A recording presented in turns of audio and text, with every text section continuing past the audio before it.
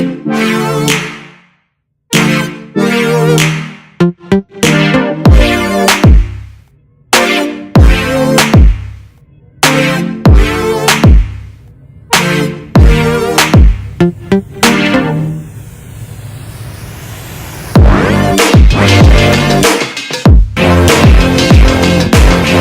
2020 Isuzu D Max pickup spotted winter testing.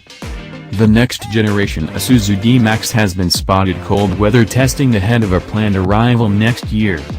Our photographers have spotted the next generation Isuzu D Max undergoing cold weather testing ahead of an on-sale date scheduled for the 2020 model year.